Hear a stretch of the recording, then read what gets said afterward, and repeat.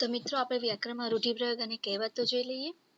આમ તો બધા એકદમ ઈઝી છે, પણ અમુકના વર્ડ તમને અર્થ સમજાવતી જઈશ.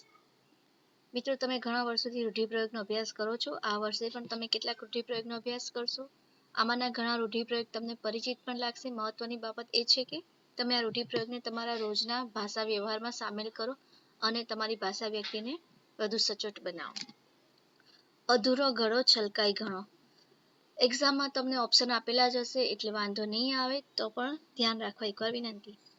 અડધું કે અપૂર્ણ જ્ઞાન હોય ને, અપૂર્ણ કે અધકચું જ્ઞાન હોવા છતાં જ્ઞાની હોવાનું ગુમાન દાખવે, એટલે અભિમાન. જેની પાસે નોલેજ અડધું હોય, પૂરેપૂરું હોય ને, વિદ્વાન ઓલવેઝ શાંત હોય. અડધું જ્ઞાન હોય ને તો બી ઉછળકૂદ કરે એમ કે મને બધું આવડે છે, મને બધું આવડે છે, પણ એને કંઈ આવડતું ના હોય. તો અધૂરો ઘડો છલકાઈ ઘણો, અપૂર્ણ કે અધકચું જ્ઞાન હોવા છતાં જ્ઞાની હોવાનું ગુમાન દાખવે. બીજું, આંખ ઉઘડવી. ચેતી જવું, સાવધાન થવું. આપણે ક્યારેક કોઈના ઉપર વિશ્વાસ મૂકી દીધેલો હોય છે કે આ વ્યક્તિ આમ કરશે, તેમ થશે, તે કોઈ વ્યક્તિ આપણો મિસયુઝ કરતો હોય, દુરુપયોગ થતો હોય. એક એક્સપિરિયન્સ થઈ જાય એટલે આપણને ખ્યાલ આવી જાય છે. તો ચેતી જવું, સાવધાન થવું એટલે આંખ ઉઘડવી. ત્રીજું, આંખે આંસુનું તોરણ બંધાઈ જવું. તો સતત રડ્યા કરવું, અવિરત રડ્યા કરવું, એ બધું. આંખોમાંથી શ્રાવણ ભાદરવો વરસવા. તો સતત રડ્યા કરવું. ઊની આંચ ન આવી, જરા પણ નુકસાન ન થવું. એટલે આપણે કોઈકને સેફટી આપતા હોઈએ, એટલે એને હું તને જરાય ઊની આંચ નહીં આવવા દઉં, તો જરા પણ નુકસાન નહીં થવા દઉં, એ અર્થમાં. કજિયાનું મોં કાળું કરવું. કલેશથી વેગળા રહેવું. કજિયો એટલે ઝઘડો ઓલવેઝ કાળું એટલે નુકસાન કરતા જ હોય છે, તો એનાથી ઓલવેઝ વેગળા એટલે દૂર રહેવું. કડવો ઘૂંટડો ગળી જવો. અપમાન સહન કરી લેવું. ચલો આપણે બધા વિદ્યાર્થીઓના સંદર્ભમાં જ વાત કરીએ તો ટ્યુશનમાં, સ્કૂલમાં ઘણા બધા સર છે, ક્યારેક બોલતા બી હશે. સ્ટુડન્ટ, અત્યારના જે સ્ટુડન્ટ્સની મનોસ્થિતિ છે કે એમને સહેજ બી ઊંચા અવાજે કે થોડું રફ બોલે તો બી એ સહન નથી કરતા, પણ અત્યારમાં એમને 10th માર્ક્સ લાવવાના છે, ઇન્ટરનલ માર્ક્સ લેવાના છે, તો એ અપમાનનો ઘૂંટડો ગળી જાય. તો અપમાન સહન કરી લેવું. કડવો ઘૂંટડો ગળી જવું, અપમાન સહન કરી લેવું. કાળજું કોરાવું, દિલને સંતાપ થવો. પછી એ જ સર પાછા સ્ટુડન્ટ, હોશિયાર સ્ટુડન્ટ હોય, એને બોલ્યા હોય તો બી સરને ક્યારેક અંદર ફીલ થાય. તો કાળજું કોરાવું, તો દિલને સંતાપ થવો, સરને બી દુઃખ થાય, તો આને બોલ્યો. કેડ પર કાંકરો મૂકવો, સખત મહેનત કરવી. ઓફકોર્સ અત્યારે 10th તમે લોકો એ જ રીતે મહેનત કરતા હશો, કેડ પર કાંકરો મૂકીને, તો સખત મહેનત કરવી. જીવમાં જીવ આવવો, ભય જતા સ્થિરતા અનુભવી, ચિંતા દૂર થવી. હાસ, એક્ઝામ ગઈ, ચિંતા દૂર થવી, એ રીતનું. ડાગરી ચસકી જવી, પાગલ થઈ જવું, રમઝુમીરનું છે. તાસીરો બોલી રહેવો, સુરતાલની રમઝટની મજા આવવી. દીપક ઓલવાઈ જવો, તો મૃત્યુ પામવું. દુખે પેટ અને કૂટે માથું. એક વાતનું દુઃખ બીજી વાતમાં વ્યક્ત થવું. આમાં એવું છે કે આપણને એક વસ્તુનું દુઃખ હોય, આપણું આજે ધારો કે આજનું ટાઈમ ટેબલ ફોલો થયું ના હોય, તો એનો ગુસ્સો મનમાં રહ્યા જ કરે. એ બીજી કોઈ રીતે બીજા કોઈ ઉપર ઉતરી જાય. ખાવાનું નથી, આમ નથી, તેમ નથી, બહાર નથી જવું, આવું બધું થયા કરે. એટલે એક વાતનું દુઃખ બીજી વાતમાં વ્યક્ત થવું, એટલે દુખે પેટ અને કૂટે માથું.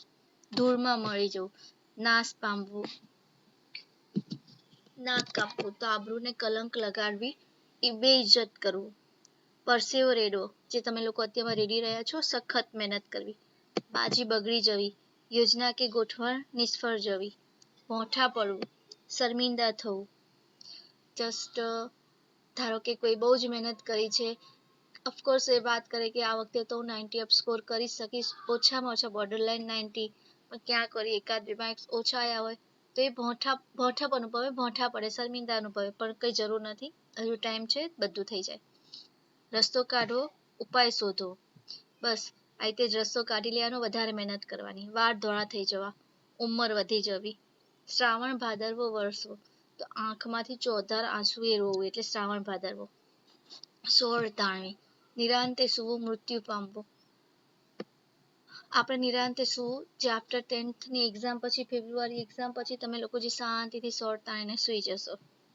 સોપાનો સર કરવા, સિદ્ધિઓ હાંસલ કરવી. 10thમાં રિઝલ્ટમાં ઘણા બધા લોકો સોપાનો સર કરશે, તેવી તેમની સિદ્ધિઓ હાંસલ કરશે. હૃદય હાથ ન રહેવું, હિંમત કે ધીરજ ન રહેવી. હવે કહેવતો. મિત્રો, તમે કહેવતોથી સુપેરે પરિચિત છો. કહેવતો માત્ર યાદ રાખવાની કે નિબંધ અર્થ વિસ્તારમાં લખવાની જ બાબત નથી, એમાં આપણા પૂર્વજોના અનુભવો વણાયેલા છે. જીવનના સમાજના સનાતન સત્યો ગુંથાયેલા છે. કહેવત પરથી જીવન જીવવાના પાઠ પણ શીખી શકાય. જેમ કે પારખિયા સદા નિરાશ.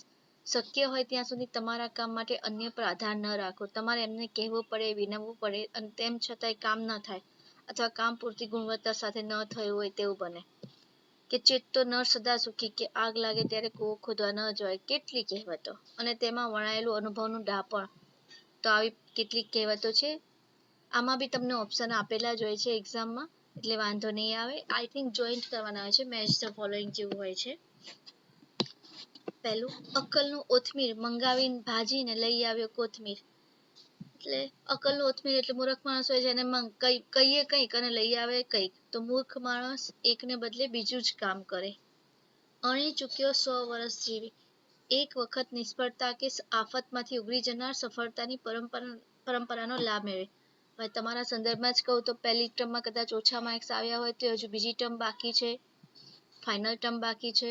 તો એમાં તમને એક વારમાં ઓછા માર્ક્સ આવ્યા હોય તો હવે બીજી વાર તમે સખત વધારે મહેનત કરીને સફળતાની પરંપરાનો લાભ મેળવી શકો. અત્તરના છાંટણા હોય એના ફુવારા ના હોય. એટલે જે તે ચીજ જરૂર જેટલી જ વાપરવી. ધારો કે આપણને કોઈક વસ્તુ બહુ જ ભાવે છે તો મંડી જ ના પડવાનું હોય ખાવા, જેટલી હોય એટલી જ વાપરવાની. તો અત્તર જે છે એને છાંટણા જ હોય, એકાદ 2 ડ્રોપ્સ 5-1 ડ્રોપ્સ ઓકે છે, એમના ફુવારા ના કરાય. અપના હાથ જગન્નાથ. તો પોતાનું કામ પોતાની જાતે કરવું જ કે જેથી તે સંતોષજનક અને સારું થાય. આમાં પોતાના કામને પોતાની રીતે પોતાની મહેનતથી જ કરવા માટેની વાત કરવામાં આવી છે કે પોતાનું કામ પોતાની જાતે જ કરવું. આપ સમાન બળ નહીં ને મેઘ સમાન જળ નહીં. એના જ ઉપરવાળી કહેવત છે, એના અનુસંધાનમાં જ કહેવાય, જાત મહેનત સર્વશ્રેષ્ઠ છે, અપના હાથ જગન્નાથ. કડવું અસર માં જ પાય. જેને પ્રેમ હોય તે જ ન ગમતી પણ ઉપયોગી અથવા સાચી વાતની શિખામણ આપે. અત્યારમાં તમને તમારા પેરેન્ટ્સ કહેતા જ હશે, રેગ્યુલર શેડ્યુલ બનાવો, રાતે ઉજાગરા ના કરો અથવા રાત્રે જ વાંચવાનું જેને આદત હોય તો સવારમાં થોડો આરામ, મીન્સ 6 કલાક 7 કલાકની નીંદ કમ્પ્લીટલી લો, સોશિયલ મીડિયાથી દૂર રહો. બધું તો કડવું અસર એ તમને બહારના કે એના કરતાં મમ્મી પપ્પા સ્ટ્રિક્ટલી જ કહે તો એ તમને ખરાબ લાગે પણ એ તમારા સારા માટે જ કહે. તો કડવું અસર માં જ પાય. જેને પ્રેમ હોય, મમ્મીને તો પ્રેમ હોય જ, જેને પ્રેમ હોય તે જ ન ગમતી પણ ઉપયોગી અથવા સાચી વાતની શિખામણ આપે. ગરથ ગાંઠે ને વિદ્યા પાઠે. જે હાથ વગું હોય, પોતાના કબજામાં હોય તે જ વસ્તુ કામની. જ્યારે જે વસ્તુની જરૂર છે આપણી પાસે નથી, તો જે વસ્તુ હોય, ધારો કે પેન્સિલ ને પેન છે, પેન અત્યારમાં નથી ચાલતી, બીજા પાસેથી કોઈ સંભાવના નથી મળવાની, તો પેન્સિલ છે તો પેન્સિલથી લખવા માંડો. જસ્ટ આ એ અર્થમાં કહે છે, જે હાથ વગું હોય, પોતાના કબજામાં હોય તે જ વસ્તુ કામની. ઘરડા ગાડા વાળે. અનુભવી લોકોની સલાહ ખરે સમયે કામ લાગે. બધા એવું કહે છે કે ઘરમાં એક વડીલ વ્યક્તિની હોવી જરૂરી છે. 2 હોય તો વાંધો ના આવે, બટ ઘરડા ગાડા વાળે તો અનુભવી લોકો, જે એમને અનુભવ વધારે હોય, એ લોકોની સલાહ ખરે સમયે એટલે સારા, જ્યારે મુશ્કેલીનો સમય હોય ત્યારે કામ લાગે છે. જાનમાં કોઈ જાણે નહીં ને હું વરની ફૂઈ. પોતાનું સ્થાન નગણ્ય હોવા છતાં સઘળો વહીવટ પોતાના હાથમાં છે તેવો આડંબર કરો. આમાં એવું છે કે પોતાનું ઇમ્પોર્ટન્સ જ નથી ક્યાંય, પણ હું અહીંયા મેઇન છું એવું એનો આડંબર, એનો શું કહેવાય, ખોટો વ્યવહાર કરવો એવો. જ્યાં પંચ ત્યાં પરમેશ્વર. એકતામાં પ્રભુતાનો વાસ છે. એકતા, યુનિટી, એ તો અમે બધા કહે છે કે યુનિટીથી આપણે કંઈ પણ કરી શકીએ છીએ, but not in exam students. એકતામાં પ્રભુતાનો વાસ છે, એકતામાં પ્રભુ રહેલા છે. એકતા રાખવાથી એ ટીમ વર્ક, પણ નોટ ઇન એક્ઝામ. હા, એક્ઝામની તૈયારીમાં હોઈ શકે પણ એક્ઝામમાં નહીં. જ્યાં લગી શ્વાસ ત્યાં લગી આસ. આશા અમર છે. અત્યારમાં તો મને એક્ઝામ રિલેટેડ જ બધું યાદ આવે છે કે તમને ધારો કે કોઈ ક્વેશ્ચન અનએક્સપેક્ટેડ આવી ગયો, પણ એનું થોડુંક તો ક્યાંક વાંચ્યું જોઈએ, આટલા વખતની મહેનત હોય તો વાંચ્યું જોઈએ. તો એવો ક્વેશ્ચન જેમાં વિચારીને લખવાનું હોય કે થોડા પોઈન્ટ યાદ કરવાના હોય તો એને છેલ્લે લખવો ખરા, બ્લેન્ક ના છોડવું. આશા અમર છે.